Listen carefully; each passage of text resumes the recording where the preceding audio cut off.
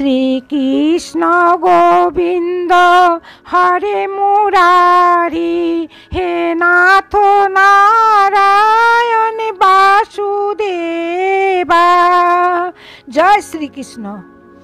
নমস্কার বন্ধুরা, ছবির প্রতিভা চ্যানেলে আপনাদের সুস্বাগত।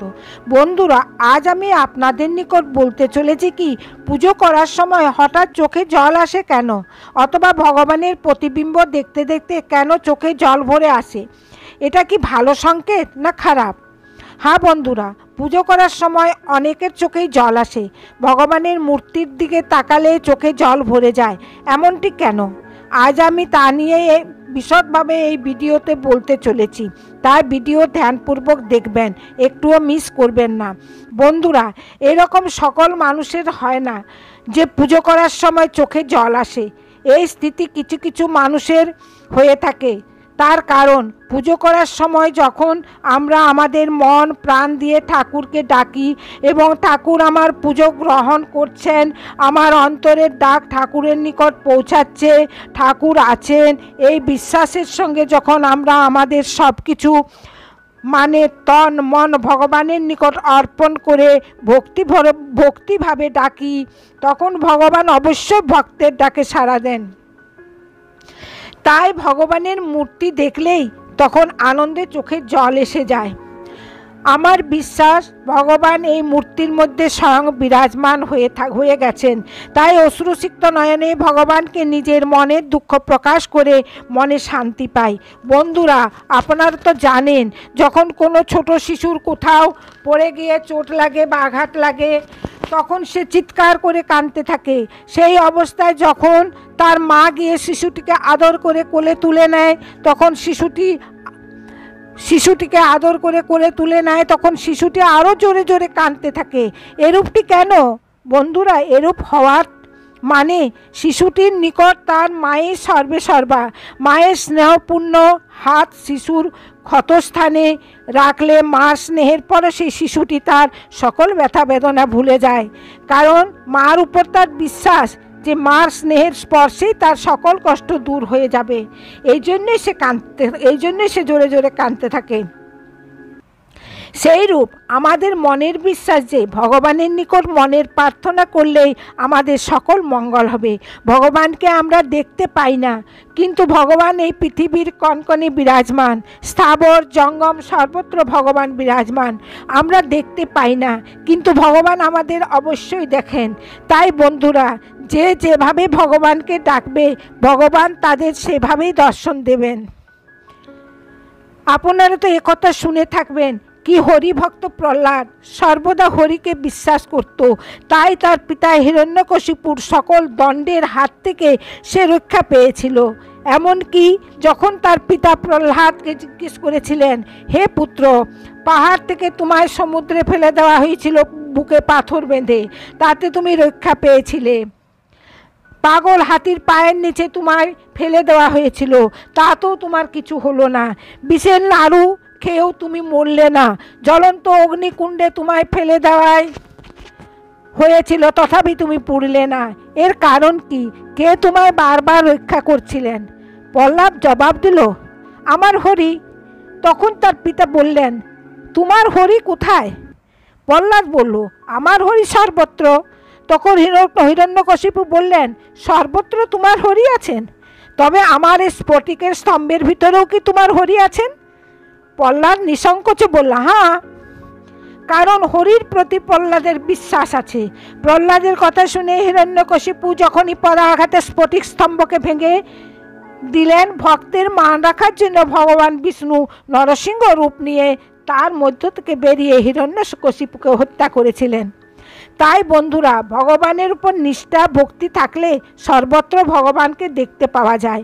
মানে যে যেভাবে যে ডাকবে ভগবান সেভাবেই তাকে পায়, সেভাবেই সে পায়। বন্ধুরা, আমরা যখন কোনো পুজো করি তখন কত ফুল ফল নৈবেদ্য চন্দন ধূপ দীপ আদি দিয়ে পুজো করি, কিন্তু এর পরিবর্তে মন প্রাণ সমর্পণ না করে পূজা করলে কি ভগবান সাড়া দেবেন? হ্যাঁ বন্ধুরা, একবার গৌরাঙ্গ মহাপ্রভুকে তার শিষ্যরা বলল, হে প্রভু, নদী পারে এক সন্ন্যাসী ডালা ভরা ফুল দিয়ে চন্দন দিয়ে ভগবানের পূজা করে, আর আপনি কিনা কেবল নাম সংকীর্তন করেন, এরূপটি কেন? তখন গৌরাঙ্গদেব সহাস্যে শিষ্যটিকে বলেছিলেন, তা আমি এক ছন্দের আকারে আপনাদের মাঝে প্রকাশ করতে যাচ্ছি। মন তুলসী ভক্তি চন্দন যে জন তারে দিতে পারে, শিলের পৃষ্ঠে কাষ্ঠ চন্দন ঘষতে হয় না বারে বারে। মন তুলসী ভক্তি চন্দন যে জন তারে দিতে পারে, শিলের পৃষ্ঠে কাষ্ঠ চন্দন ঘষতে হয় না বারে বারে। সাজি ভরা বন ফুলে পূজা হয় না কোনো কালে, ফুলের পূজা ফুলেই করে, মধু লুটে খায় মধু করে। বন্ধুরা, এর অর্থ হলো মনটাকে তুলসীর ন্যায়, তুলসী পাতার ন্যায় পবিত্র রেখে যদি ভগবানের চরণে রাখা যায়, আর হৃদয়ের ভরা ভক্তিকে ফুলস্বরূপ ভগবানকে অর্পণ করা হয়, তাহলে ভগবানের সাড়া পাওয়া যায়। কারণ ফুলের পূজা তো ফুলেই করে, কেননা ফুলকে যখন আমরা নিয়ে আসি, তার পূর্বেই তো ফুলের উপর অধিকার কার? মধুমাছির। তার ফুলের থেকে তার মধুটা নিগড়ে নিয়ে চলে যায়, তাই ফুলটা তো এঁটো হয়ে যায়, তাদের পুজো করে কি লাভ?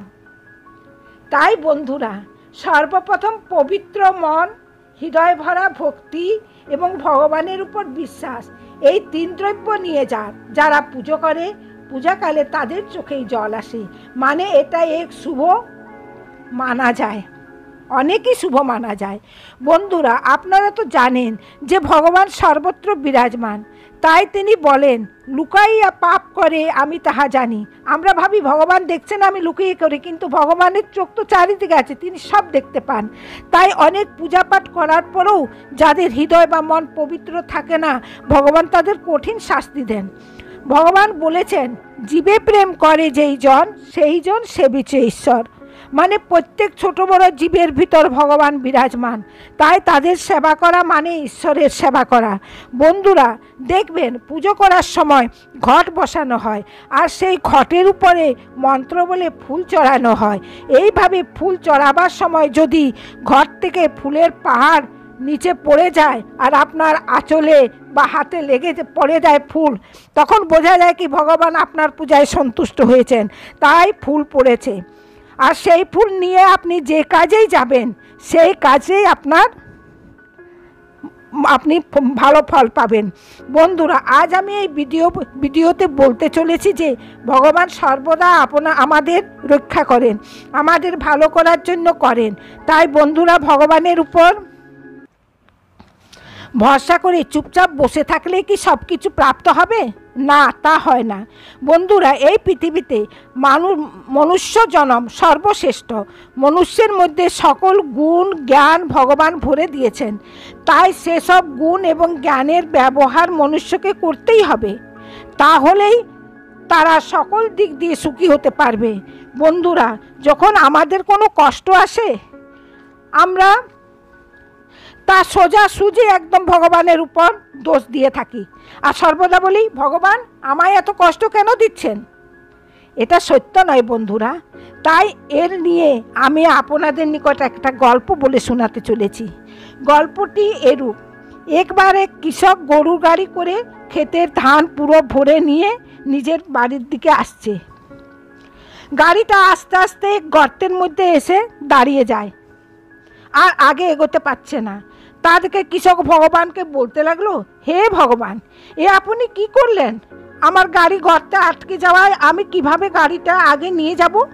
এই বলে সে জোড়হাত করে বারবার ভগবানকে ডাকতে লাগলো, হে ভগবান, আমার গাড়িটা উঠিয়ে দিন।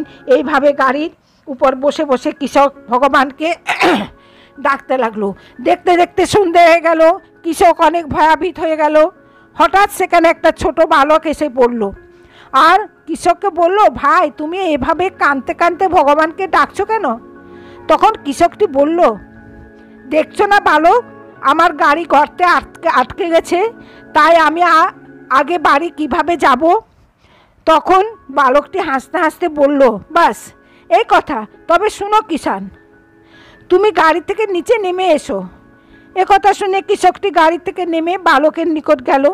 বালকটি তাকে বলল, এবার চলুন, আমরা দুজনে মিলে পেছন থেকে গাড়ির চাকাকে ধাক্কা দিই। কৃষক তাই করলো। দুইজনে ধাক্কা দেওয়ায় গাড়ির গর্ত থেকে উপরে উঠে গেল, আর কৃষক খুশি হয়ে গাড়িতে বসে পড়ল। তখন ছোট বালকটি বলল, দেখলে তো চমৎকার হে কিষান ভাই, ভগবান মনুষ্য জন্ম কর্ম করার জন্য দিয়েছেন, কর্ম করার জন্য 2 হাত দিয়েছেন, আগে বাড়ার জন্য 2 পা দিয়েছেন, রাস্তা দেখার জন্য 2টি চোখ দিয়েছেন, শোনার জন্য 2টি কান দিয়েছেন,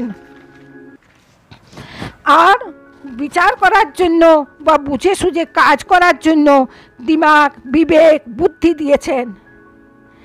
তাই তার সদ্ব্যবহার না করেই কেবল ভগবানকে ডাকলে কি কোনোদিন ফল পাওয়া যায়?